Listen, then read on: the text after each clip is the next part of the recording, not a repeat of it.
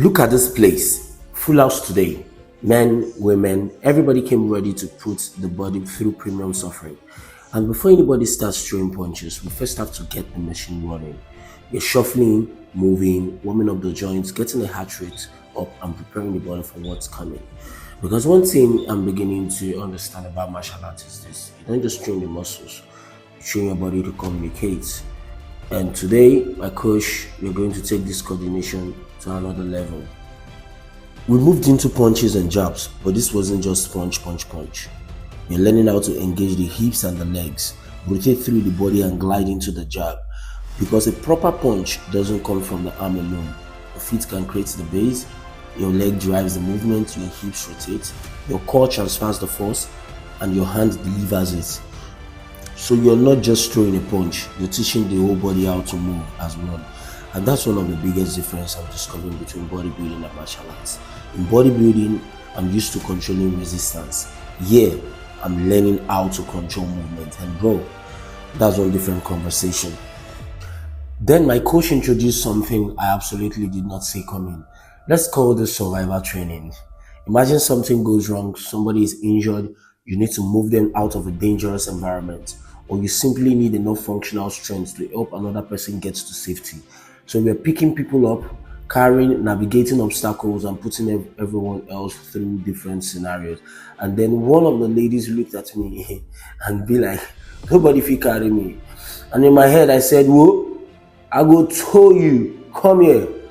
We started taking turns, lifting and dropping ourselves through the drills. And honestly, this is the kind of training I enjoy because it has real world application. We're developing strength, gripping, bracing balance, coordination, lower body drive, and the ability to produce force whilst your body is moving. It's not just about looking strong, it's about asking, can this strength actually help me do something? And today, we were finding out. Then we moved into wheelbarrow walking, and yes, this thing looks funny until you're the one holding somebody's legs. But there's actually a lot happening here. You're loading the shoulders and arms, whilst the core works hard to stabilize the muscles. You're training shoulder stability, upper body endurance, strong control, and coordination between the hands and the legs. And because we are holding it as a team, there's another element: communication. You have to move together. From there, we went straight back into jab cross combination with footwork. And this is where things start getting more tactical. The idea isn't just to stand in front of somebody and throw punches.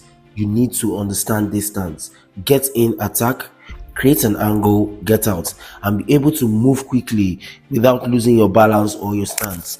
That's why footwork is so important. The goal is to be able to advance when necessary and disengage when necessary. Move in, do your work, move out, reset. And we are drilling this repeatedly so the movement becomes more natural. 1, 2, 3. Follow the goal, follow the goal. I have to drive in. Yes. You see how? You see how? Okay, that come here again. 1, 2, 3, yes. The other one. Go. Go. Go. Last one, go. Go. Go. Go. Go.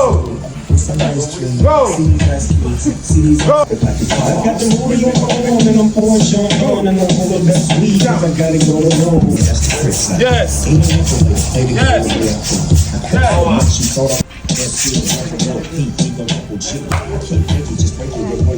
Then came the leg raises, and this one looks simple until you actually had to do it properly. You're lifting the leg while keeping the foot light and maintaining control.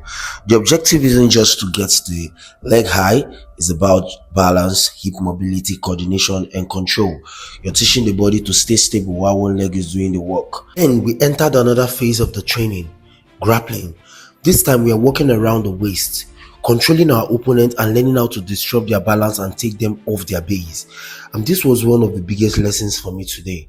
Sometimes you don't need to overpower somebody, you need to control their options. For example, my coach demonstrated a technique on me, and when I grabbed him and controlled his legs, his intention immediately changed. Instead of thinking, how do I attack? His body is now thinking, how do I maintain my balance? And that happens in a split second. That's what makes martial arts so fascinating. You're not just responding to what somebody does. Sometimes you're trying to influence what they think is going to happen next. You create a reaction and then you work from that reaction. It's timing, positioning, balance, leverage, and awareness. And we went through several rounds trying to sharpen that understanding. So here I was, and my coach is demonstrating another technical skill. I'm watching carefully, and then boom, man kicked my backside to demonstrate how he could attack the movement. Coach, you could have just explained this. But no, apparently, practical education was required.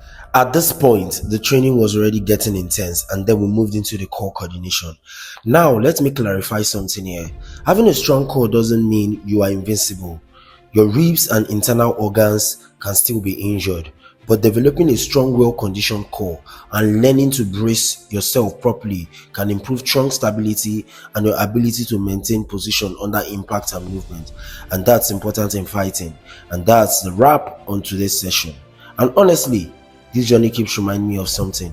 Strength alone is not enough.